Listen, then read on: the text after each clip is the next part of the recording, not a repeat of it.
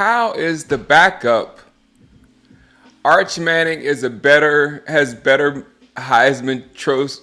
Trophy odds than Quinn Ewers. How does the backup have better Heisman Trophy? That's that's completely hype. It's completely hype. That's crazy. So basically, if Arch Manning just plays, if he just plays and Texas wins, he's gonna win the Heisman.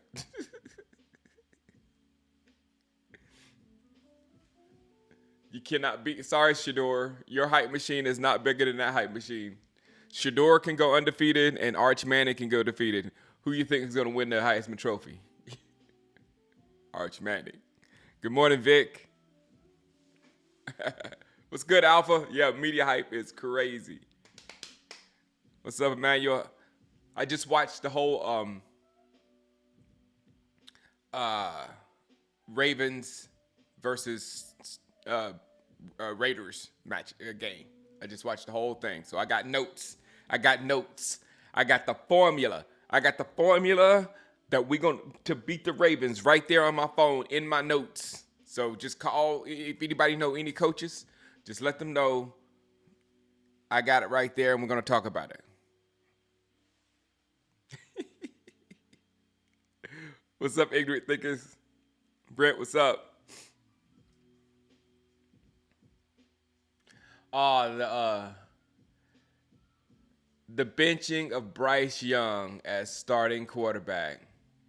Here's the other end, Alpha Mason. This is the other end of the hype machine. It's the tear down machine. Now Bryce Young, who never, never got a legit shot in the NFL. Never.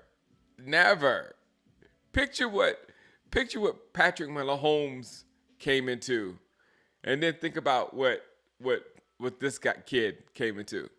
Patrick Holmes came in. They're like, no, chill out, learn,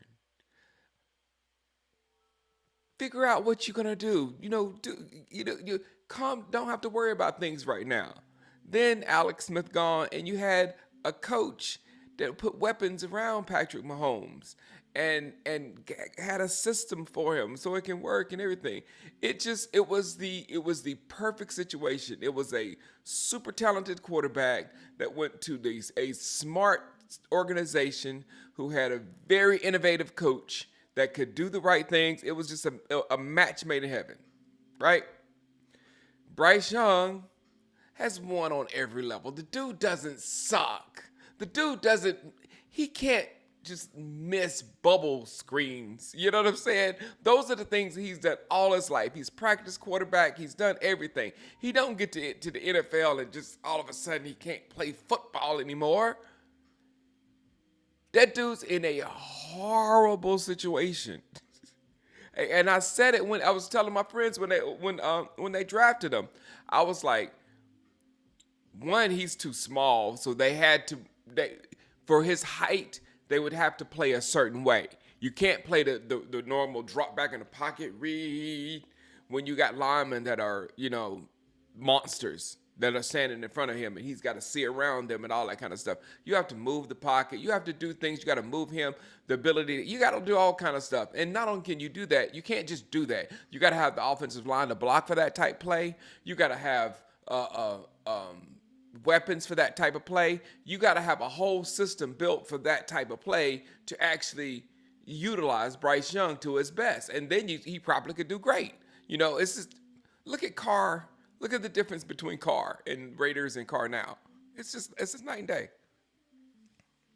The quarterback is a part of the equation. And when you get a quarterback, you can build your team around that quarterback. Or my favorite solution is you build your team and then you just get a quarterback that fits the nature of your team and what your team needs.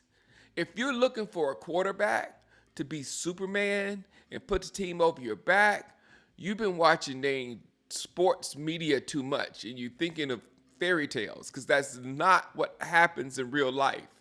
It is these other guys that make it happen. That's real life. So CJ is a part. CJ, what they did in Houston is they put a good team. They got CJ and they put him on a good team. He was the perfect fit for what they're doing. And now this offseason, they tweaked the team a little bit more to CJ's skill sets. So what they're doing in Houston, the coaching there is just is beautiful. It's doing what you should do. You know, when you get that, when you're ready to get that quarterback, you don't do what the Panthers do. You don't have a bare cupboard, a bare cupboard, nothing in your offense. Your offense is totally. I mean, you have nothing on your offense. You don't get a quarterback and think that quarterback is going to put the team on his back and do anything. That's how countless quarterbacks have perished in the NFL. It's not the fact that they can't play. They've been practicing quarterback. They can throw. They can do all the things. Maybe some of them's processing is a little slow, but if you're in the right system, that speeds up that processing. The processing is slow when you're playing in a different way than you've never played before in your life. Or you're doing things that you've never done before in your life. Then that's when the processing gets slow. So in almost every situation, I think it's the situation. Wow, that was whoa. The synapses popping. That situation. That was a good one. That was a good one. All right, I'm awake. How are you? Good morning, Jimmy. You need a line that can block, a quarterback that can think and throw, a wide receiver that can catch, and then you need running back that can run, and that allows your offense to score. You need all of that. But the Panthers were and a lot of teams were doing that. The what's up Spark? How you doing? Just saying, a lot of teams were go by that philosophy. The Cleveland Browns have went through countless quarterbacks, thinking, okay, we're a terrible team. Let's get a quarterback, and then we can start being a good team. No, why don't you start being a good team and then go get a quarterback? Focus on being a good team. And that leads us in. Everybody's here. That leads us into this game. Shango, Bear says, Shango, would I bring back Hendershot? Yeah, I said that yesterday.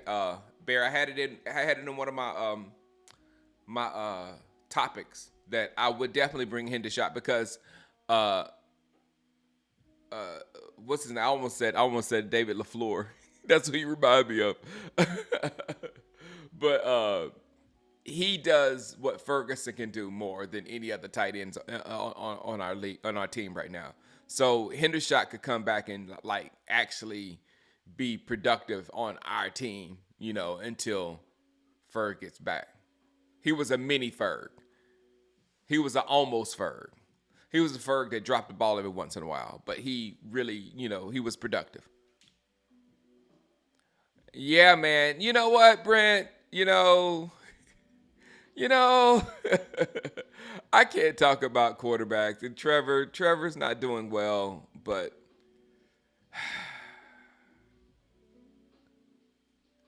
one of my Clemson quarterbacks was going to have a bad week this week. I'll just say that, Brent.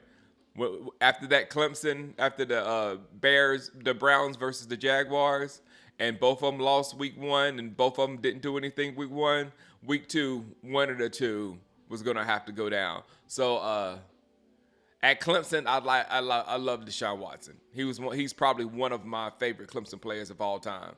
The pro Deshaun Watson, no, excuse me, the pro Deshaun Watson I liked until he left Houston. Now I don't even know who this guy is. Is it all lies? Is it all true? Is he really? I don't know. I don't know anymore. It's just that they've destroyed his name so much that I don't even want to have an opinion on Deshaun Watson anymore.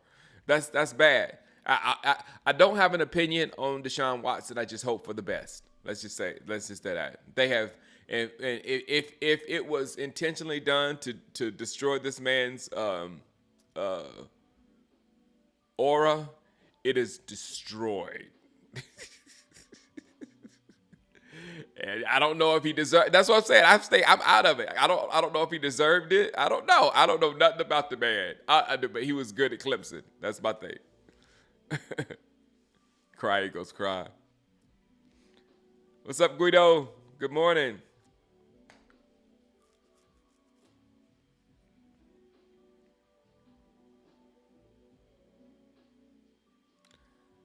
No, I don't want Guido. I don't want any more old quarterback coaches. I don't want any more old coaches. This was my last time that a young coach comes in and out coaches one of our old treads. Exactly, DJ Jamil. I mean, how many times are we going to take young people coming in here and just schooling our old name coaches until we figure out, let's not do that. They're talking about Kellen Moore.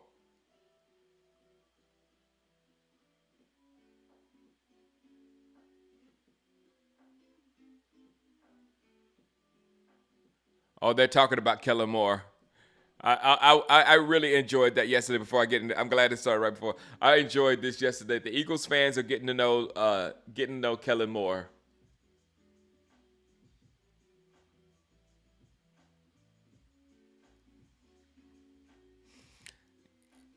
I'm tired. McCarthy is. You know what? McCarthy has several different faces to me. He looks like Jason Garrett. He looks like Dave Campo. He looks like Wade Phillips. All of them. And I'm so tired of that guy. That Jerry Puppet. That soft. That losing coach. I'm tired of it. I want somebody young. I want somebody that's actually plugged into what's going on in the NFL right now. I don't want a resume of what happened in 2009 or 2007 or 2003 or whenever McCarthy went to the Super Bowl. I don't need that because that's, 20 years, almost 20 years ago. I need somebody that's winning right now that, like last season, run up the score on people. I need somebody like that running my offense. And apparently that was Kubiak, and we didn't know nothing about him. So when they're talking about new coach for Dallas, they would never say Kubiak because we don't do our research like that. So no, yeah, I'm very tired of McCarthy, and it's not personal on Mike McCarthy. He has several different faces. He looks like Jason Garrett. He looks like Campo. He looks like Wade Phillips. He looks like all them boys just mushed together. Deion Sanders, please. Yeah, Jaja Banks. We need a young offensive coordinator. Okay, thank you, Craig. Christy. Good morning, Christy. Hold on. Let me off topic. What do you think about Micah's philosophy on Mike Jibb and what he said? He wasn't his fault. I agree. Both the defense and Zimmer are bad. We're gonna get to Micah in just a minute, Hunter. I got lots of thoughts on Micah. Um,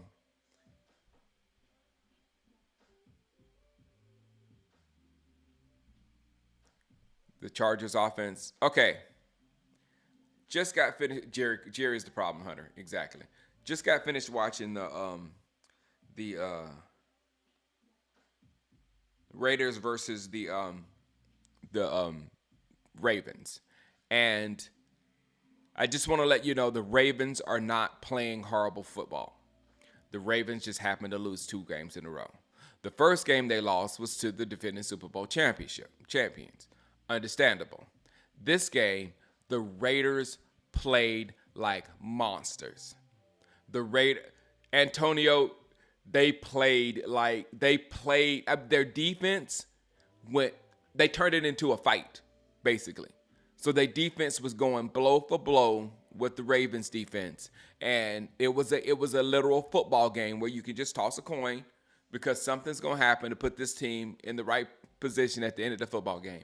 And that's exactly what happened. It put the Raiders in the right position at the right time. Hard play, good play. Put the Raiders in the right position at the right time. Was no Bryce Young a phantom quarterback just lifting the team up and like, yes, the quarterback did it. Dun, dun, dun. None of that stuff. It's actual football and actual play, and they set their team up at the end of the game to win the football, to kick the winning field goal. So the Ravens are by any means an 0-2 football team. They just happen to lose their first two football games of the season. There's not any indications that the Ravens are going to have a bad season. They're going to be 0-17 or 0-9. That is definitely not going to happen. That team is going to win, and we're going to have a battle in front of our hands on Sunday. All right. How the Raiders beat them. They kept it real simple. Like we did against the Browns. They kept it real simple. They didn't do anything special, and they just started slowly grinding the ball down the field. I don't think the Raiders got rid of their running back. That was one of the teams that got rid of Josh Jacobs, but they had his name just slipped my brain, but he was running hard. He was their number 22 for the Raiders. I don't know why. Just somebody say the name for me when you get a chance. But he was having a good game, And then defensively, the Raiders, Max Crosby.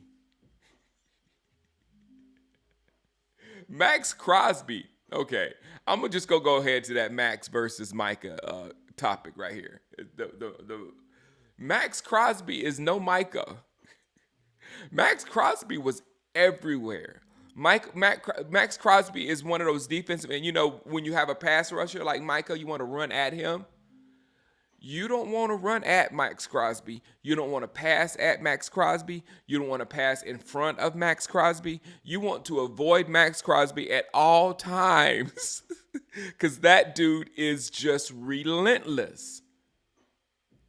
And that is a person who affects an offense on every single play. He's not just pinning his ears back and going to go get the quarterback and making highlights and all that kind of stuff. That's all in dandy. But there's other plays around those plays, and especially if you're that guy that makes all the highlights and you don't have any highlights in the first two games of the season, that's just a person trying to make highlights and getting run past. Do you understand what I'm saying? Max Crosby is over there every play. 98 messed me up. 98 did this. 98 was a menace on every single play. So that's what the Ravens were dealing with on the offensive side of the football. So don't think the Ravens are not doing what they're supposed to do or whatever. The Ravens played hard. Derrick Henry at the beginning of the game, they had, I think I wrote the stats down at the beginning of the game. Derrick Henry had 4 carries for -5 yards. They were blowing him up as soon as he touched the ball. And then finally, he started getting the wheels going and getting some good runs underneath him. But it wasn't easy for Derrick Henry at all. The scariest thing I saw with Derrick Henry with us, because we live in the backyard of the tush push, and that's one thing. That's a play I hate more than anything. And I think the Eagles have opened up a Pandora's box with this play or whatever, because now the Ravens have adopted a version of the tush push, and what it is Lamar goes out at wide receiver, and Henry goes into the wildcat, and then he takes the direct snap from the wildcat and goes directly into the line. Once he hits the line, the guys come around behind him and push him on in. So they push for like a 4-yard touchdown. And it was as legit as anything you saw Philadelphia and Jalen Hurts do, because he got the ball, and when he got as far as he could go, then they pushed him, and then then his legs kept going and the push going, and that's cheating. Please, NFL, stop this. That's cheating. Somebody's gonna put William Perry back there again. The refrigerator. Remember what he did at refrigerator? Somebody's gonna put Richard Freddie with a direct snap, and then everybody's gonna get behind William Perry and push him, and they're gonna be able to do that from the 10-yard line. If we don't stop this now. I know what you're saying, Jay Recruiter. Cowboys are going to swarm them, but this game wasn't about speed. This game was about brute force. We're going to have brute force versus the Ravens. Tell me in your mind that you can see a scenario where quickness and agility beats the Ravens.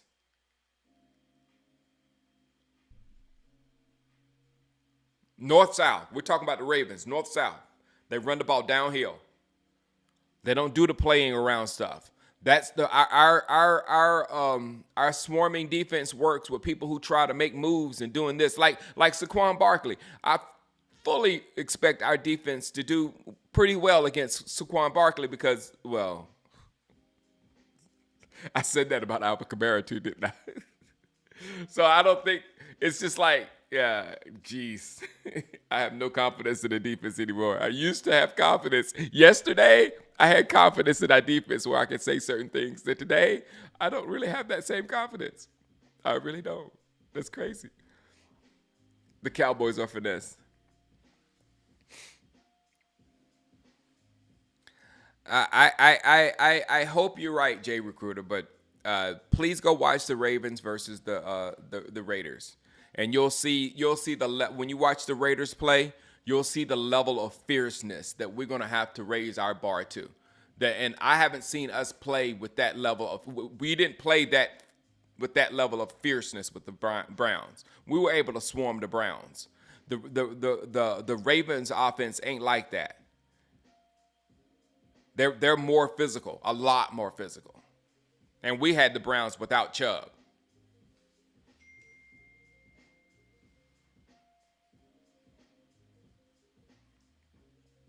I don't know what I'm going to see Team America. I don't, I can see us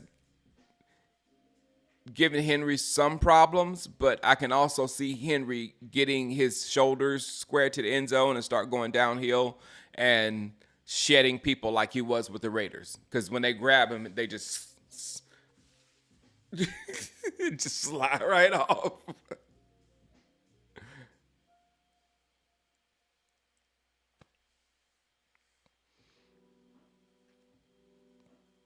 Yeah, are you hearing good things about Dalvin Cook Bear? Because I'm not hearing great things. And we have not on offense. The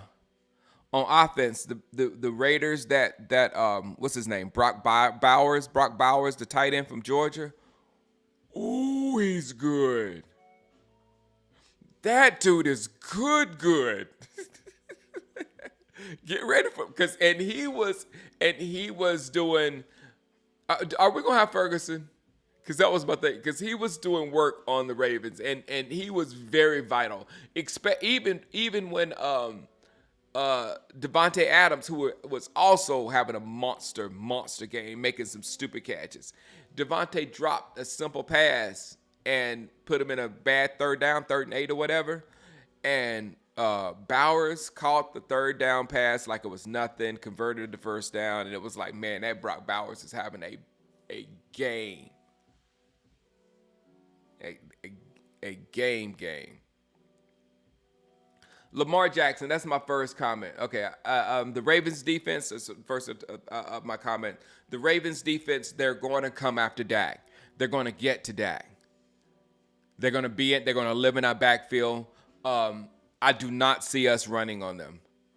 If we actually have a successful running game if we successfully run on the Ravens defense, there is no reason to worry about our run game. I'll say that right now.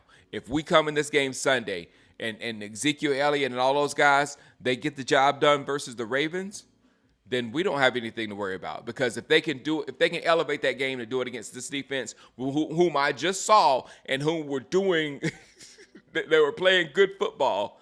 If they can do that to that defense, then we should feel a lot more comfortable. Not a little more comfortable, a lot more comfortable about our run game. Yeah, Bauer's got that size and speed.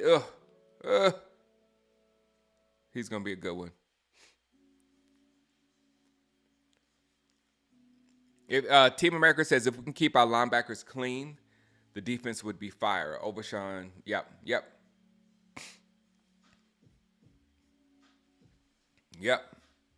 Good morning, Action Power.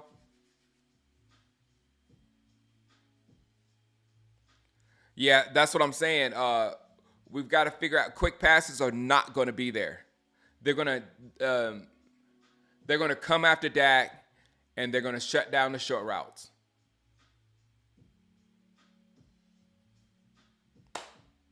I don't know what you do.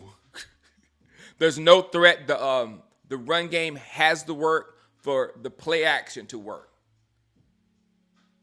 So against the Ravens defense, I don't know what you do because we cannot execute our Texas Coast offense where Dak is in the pocket and makes a couple reads because after that first read, he's getting hit.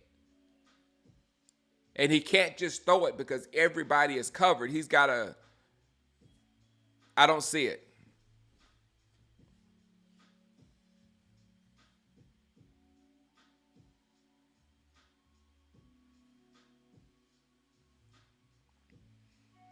Jerry Jones is talking. He said, "Let's trade some challenges during the season for doing well in the playoffs." What is he talking about? He said, "This is his." I'm listening. He's saying we're going to trade some challenges that we've had in the off season, and we're going to take make those challenges in the regular season. So now we're going to be bad in the regular season. That means you don't get in the playoffs. If you're bad in the regular season, you have those challenges and you don't meet those challenges in the regular season, then you don't get to the playoffs. And then he said he had the personnel to do it.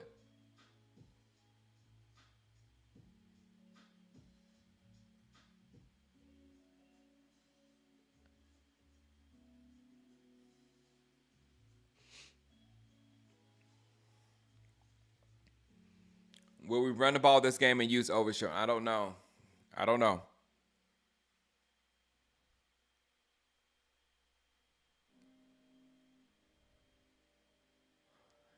Yeah, I'm fairly optimistic on this season. If you put me beside the typical Cowboy fan, I would say I'm much more optimistic than my friend group. Uh, but everybody thinks we're like a bottom tier team, and we're not a bottom tier team.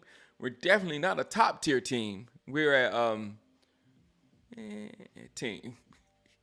So some weeks are going to be good matchups. Some weeks they're not going to be so good matchups. When we face the Giants and the Commanders, we're going to have to do what we do those games. We're going to have to take care of those teams. When we play teams like the Saints might be a Super Bowl team. The Saints might be a Super Bowl team. I was telling somebody the other day from the butt kicking perspective when we got our butt kicked by Green Bay and our butts kicked by the Saints. When we got beat by Green Bay, I felt it more of a scheme thing. You know what I'm saying? That they had our number, that they knew what we were going to do. Their wide receivers was open. All our receivers were not open. They shut down our run. It was more of a scheme thing that they knew what we were doing and whatnot. I felt like from watching it. But from the Saints, when I'm looking at the highlights right now, they just beat us. They ran through us. They threw it over us. They did anything they want to do. And I was telling somebody else, a great offense makes a defense look very bad. And they made our defense look very bad. Very bad. So, uh,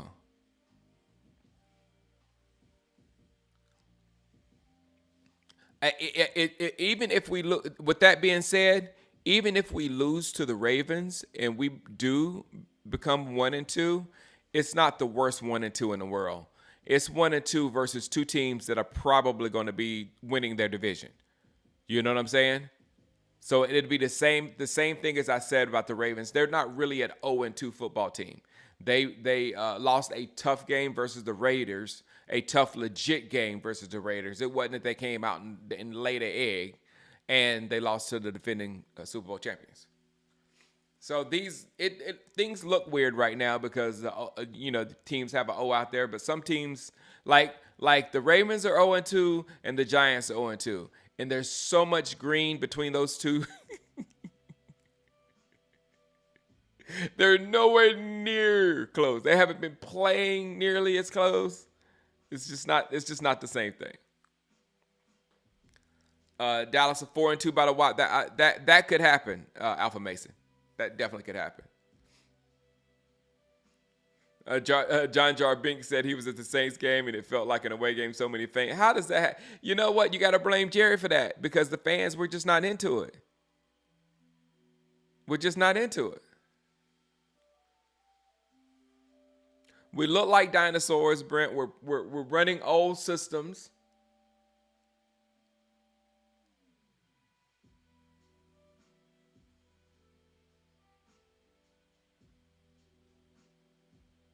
Let's talk about Monk Zimper.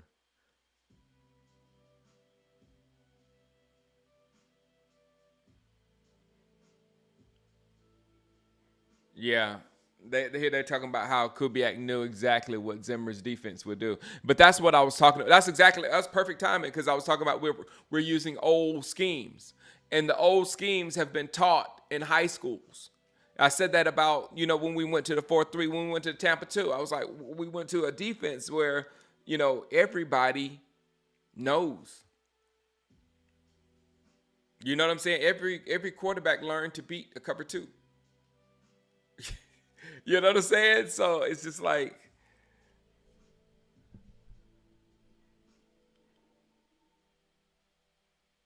now they're talking about weapons. The defense, they say the defense can stop one guy if they just need to stop one guy.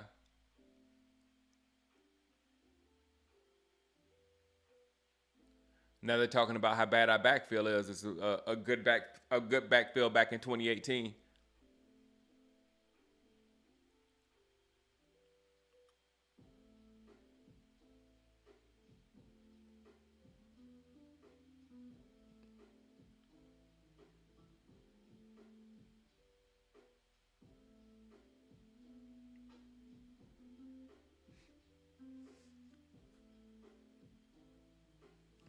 I can yeah. I just can't believe we're blowing the season like this though. We just don't care. I've never seen a season where we just didn't try.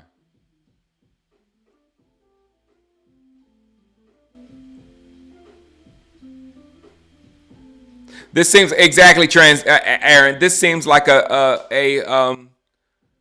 call that a tank year. It's a tank transitionary year. They're tanking. They're not trying. You know.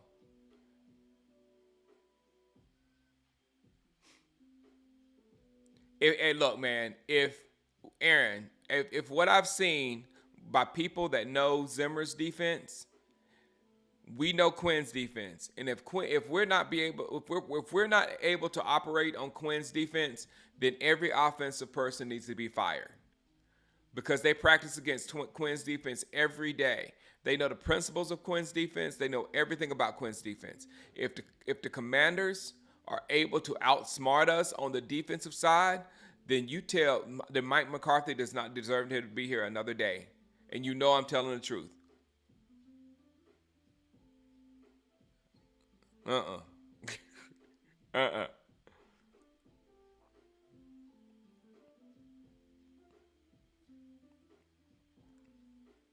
Well, Team America, the only thing I can think of is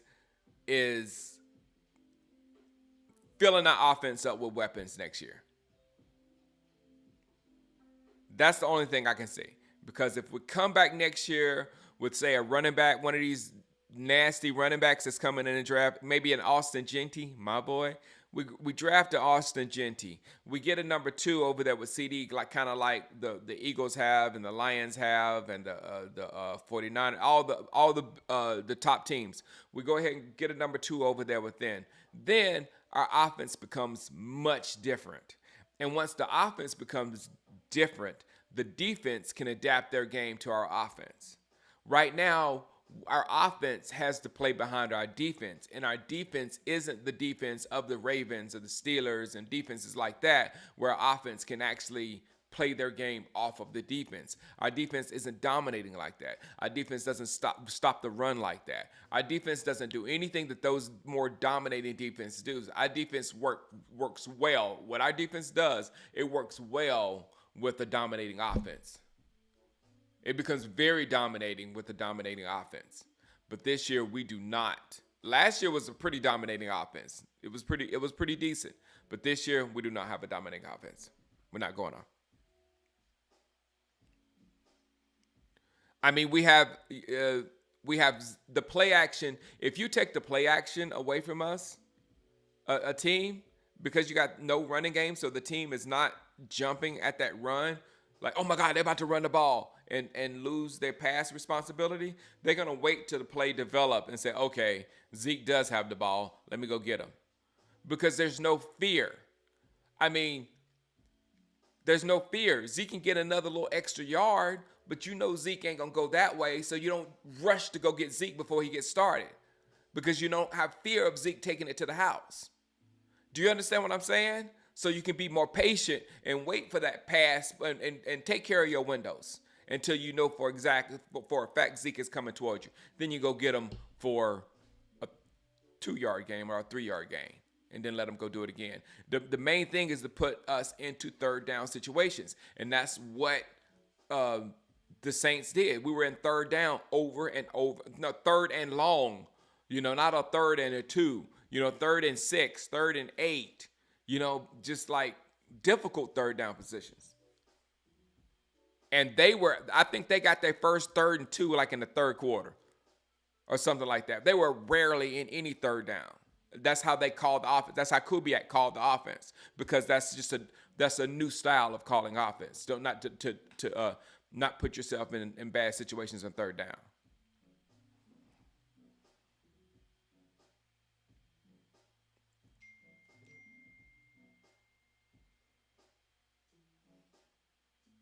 I could have went either way on the Dak extension. The only thing that makes me feel good about the Dak extension, Aaron D, is finding a quarterback is hard. C.J. Stroud is your one. Out of all these quarterbacks that's come through in the last, I don't know how many, 5, 6 years, since who? Who was the last quarterback as good as C.J. Stroud that was drafted? Anybody? Was that Herbert or Burrow? That's come in that's actually done something. You have to look at it in perspective like that.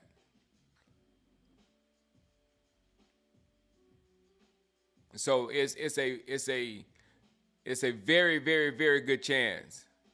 Yeah, it was a very, very, very good chance you wouldn't get a quarterback to the level of Dak for a long time if you didn't have him already on your roster. If we had somebody on our roster that was as good as Dak, then I wouldn't get the extension. But when you don't have nobody, and you see Bryce Young having the problems he's having, you see Caleb coming in not doing that well, you see Will Levis looking like, even back to Trevor, you see Trevor struggling right now, and he's in his I don't know what year. So when you see Daniel Jones, you see all these guys that teams invested with, and once you draft that quarterback and invest in that quarterback like the Giants did, you're stuck with that quarterback. So, I would rather not be in a Daniel Jones. I would rather be in a Dak Prescott situation than a Daniel Jones situation. Any day. So that's why I'm not bothered. Jordan Love maybe, but Jordan Love is still trying. Jordan Love had one game versus us. And again, and if you was listening earlier, I kind of attribute that game to a scheme thing because those wide receivers were wide open. If you looked at the game after us, when Jordan Love played the San Francisco 49ers, Jordan Love completely fell apart in the second half of that football game, at the end of the football game. And everybody's excuse was, oh, he's young, he's young, he's young. Okay, oh, C.J. Stroud is young. You know, I don't care about young. You know a dog when a dog goes out in that field, and he's not going to fall apart and throw interceptions there at the end of the game. He's going to at least do something, and just fall short or something like that. No, Jordan Love fell apart versus the 49ers. Either Mahomes, Burrow, exactly. It's been a long time. You're not just going to go and get a great quarterback.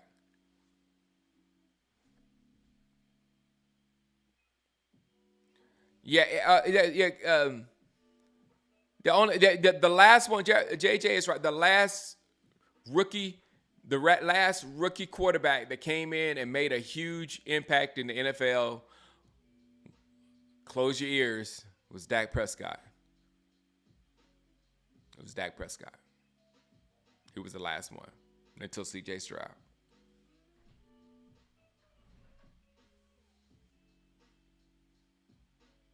It's the highest paid is because it's the timing. Aaron, wasn't Trevor the highest? Why didn't Trevor Lawrence being the highest paid get you? Aaron, answer that question seriously. That's a good question.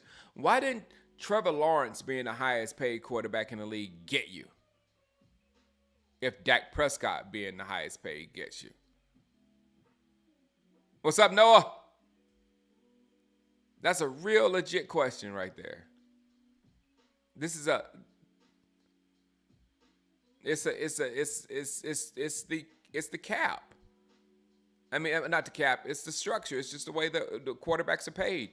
Quarterbacks take up that much of your quarterbacks take up that much of your roster, whether that quarterback is good or not. That's what I'm trying to say. So you would rather have a quarterback taking up that much of a roster that can actually play. That's what I'm trying to say. We've seen some really bad quarterbacks get really good contracts because teams are begging to find a quarterback that can actually play. And you're convinced Lawrence got paid because of his pretty boy look. You know, Brent asked Shango, do I think Micah is going to be with Dallas for a long time? Man, I'm telling you, when I was sitting here watching Max Crosby, Micah ain't that. Micah is great at what Micah does, but Micah ain't no Max Crosby. Micah ain't no Max Crosby.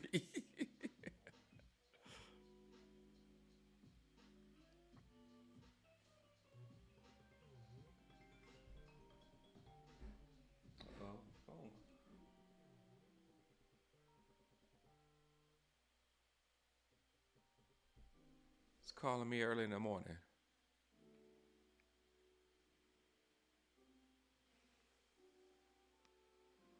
People have to accept the more the cap. Exactly. It is it. I, Kyle, I tried to use the lobster thing. It's the lobster thing. When you go to a restaurant, you order lobster. It says the market price. That price is whatever the market says the price is going to be. And right now, the NFL game says the quarterback makes all the money. So it's just no way around it. Either you're going to be paying a quarterback something, unless you invest into a quarterback and a rookie, and you have 4 years, 5 years. You have 5 years until you have to pay that dude a big contract, like what San Francisco's going to have to do with Purdy.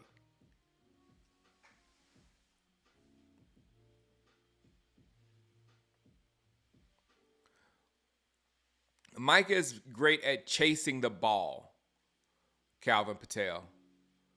Micah is probably the best we've ever seen at chasing the ball. Wherever the ball is, whoever has the ball, usually it's the quarterback, and that's why he's good at getting the quarterback. That's why he's a gets sacks. He's not a sack artist. He's not a Miles Garrett, and he's not those guys that do other things other than just, go after the quarterback.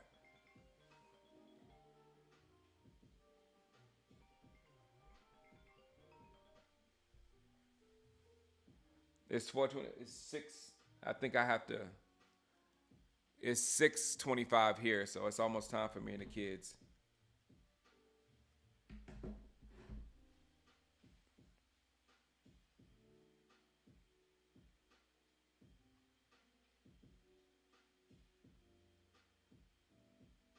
Where was Overshown last year? Yeah, that's I if Overshown didn't play that last week, I don't know if Overshown's gonna play this week because if he wasn't physical enough for that, then I don't know.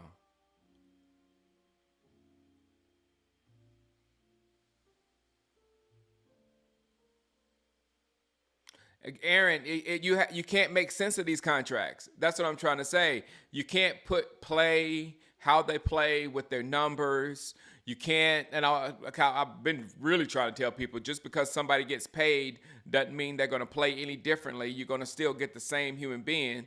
It's just the market. That's what how it's designed. This person makes this much money and this person makes that much money. And when you're a team and you have a quarterback, you have to make that decision. Am I going to pay this guy what the market says? It doesn't have to be worth this. Does it? Can I pay what this dude? Oh, hold on. Let me see if I can mute this.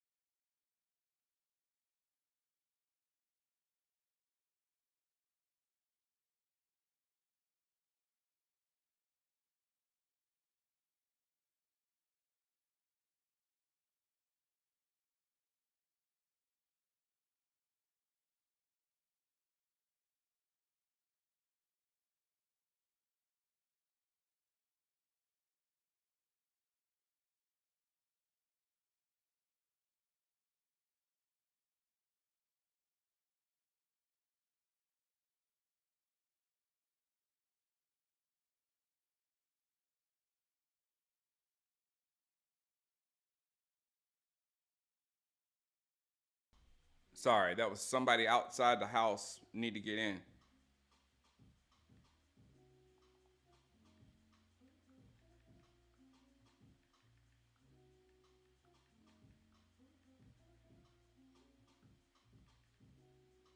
All right. I didn't know a painter. You know who's getting painted. All right. Let me see. Let me get the last subjects. All right. We did Lamar. Lamar. Um, I'm not. I'm not. I'm not fearing Lamar. Uh. Oh, it wasn't us. Okay. Somebody got. I was a wrong number. Why is? I was. I'm doing a show, dude. Gonna call me 3 times over and over and over.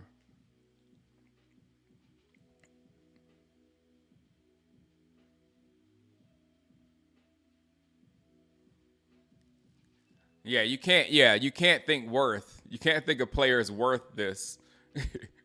Morning. What's up, Matt Cheesy? Running is the running game a lack of scheme or inexperience with the line? Both, Matt. I think it's both. I think it's both. I mean, we're gonna the line is gonna be leaky all year. They're gonna make some great. They're gonna make some good blocks. They're gonna make some good plays or whatever. But as a consistent thing, it's not. It's just gonna slowly. That's what I was trying to tell y'all about offensive line. It's gonna have to slowly get more and more consistent until every play they start dominating the guy, and cut down on the mistakes. Like last game, there was a lot of mistakes by both of them. Even my guy BB.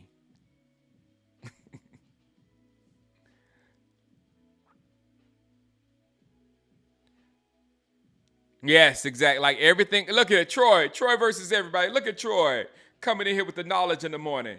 He said, like everything else in this economy, it ain't about worth. It's about demand and market value. And there are less than 32 people on the planet can do what they do at the level that they do it, and only a handful of those are doing it at a level that you can actually win a championship with. So if you have one that can actually play to win a championship, you don't get rid of it. Just like, for instance, I don't know the Raiders. You know, the way Derek Carr, the way Carr is playing now is like they could have had that. You know what I'm saying? If they put the right people around Carr earlier, now Carr's the second half of the Carr season, a career, is going to be totally different than the first half of his career. And it's going to be the same guy. It's going to be the quarterback is going to be the same guy, but he's going to be worth a whole lot more. He's going to be worth a whole lot more moving forward. Carr gonna be an MVP talk. He's gonna be an MVP talk now. The guy they used to just tear down. You just got to put them in the right situations, man. If you got one that you can that can get there, you got to put them in the right situation. What, Trey Lance at running back? The Cowboys running game is handing the ball to and then saying hut. No, I do not consider this game a redemption game. This game is going to be tough, and I'll end the game because it's about time for my predictions and time to take my kids to school. It is, dang. Oh, it's late. I'm late. But the Ravens aren't an 0-2 football team like the Giants are an 0-2 football team. The Raiders are an 0-2 football team because of the situation. They played the Kansas City Chiefs, and the Raiders played an amazing football game. The Raiders upped their game tremendously. It wasn't about the Ravens playing horribly and let the Raiders win. No, the Raiders took that football game. They made the Ravens work, and they came away with a W. Congratulations, Raiders. Now, for us, we're going to have to do the same thing. We're going to have to somehow make them work. My prediction is it's going to be hard. I in my mind, as I was watching this game, I don't see us having the same physical presence as the Raiders defense. The Raiders defense, they shut that game down. At the end, when they needed the defense to shut down the Ravens, and not just making plays, they shut them down, like physically, and stood in front of them. It was a machismo type thing that they're punking another team or whatever. So I was like, wow, we ain't got that in us. We don't. That's what happened. That guy's coach. When you hire a coach like that, you can end up with players like that.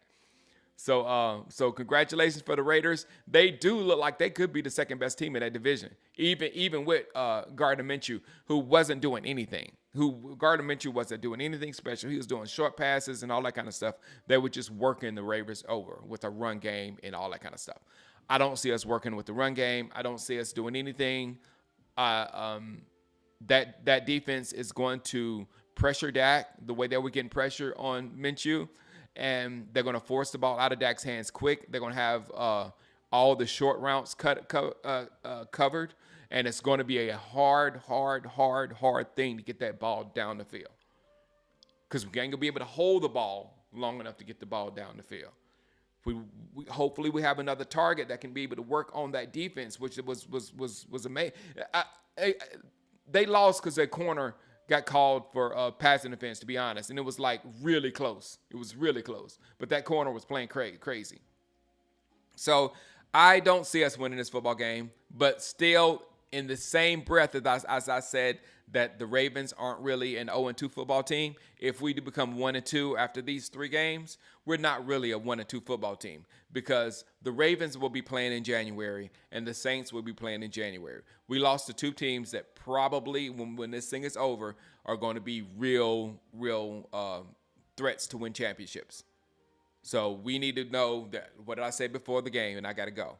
We're not a very good team, and we're not a very bad team. We're 9-8, 10-7.